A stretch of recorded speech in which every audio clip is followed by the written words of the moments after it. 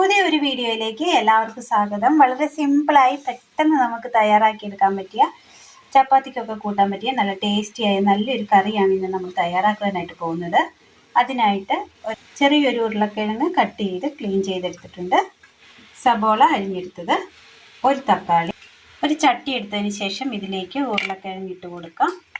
എല്ലാം ഒരല്പമാണ് എടുത്തിരിക്കുന്നത്. സബോള, ഒരു 2 പച്ചമുളക്,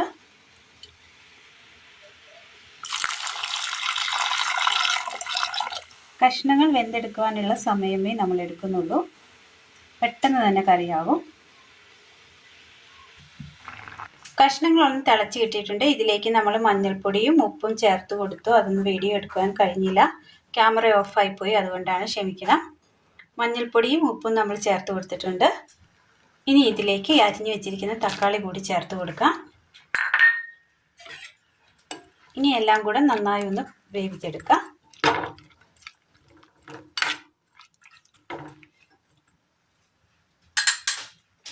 മൂടി വെച്ച് കൊടുക്കാം.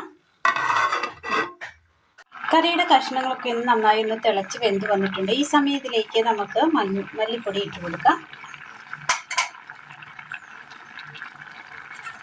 ഇതിൽ കിടന്ന് നന്നായി ഒന്ന് മല്ലിയുടെ ആ പച്ചപ്പൊന്ന് മാറി കിട്ടണം. കറിവേപ്പില,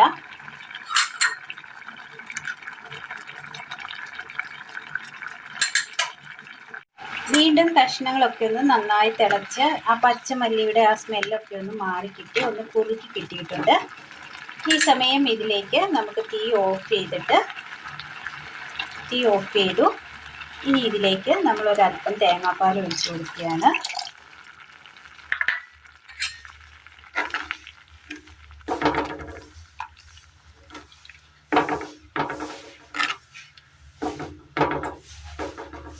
തേങ്ങാപ്പാലും ചേർത്ത് കൊടുത്തു. ഇനി ഇതിനകത്തേക്ക് ഒരല്പം പച്ച വെളിച്ചെണ്ണ ഒഴിച്ചു കൊടുക്കാം.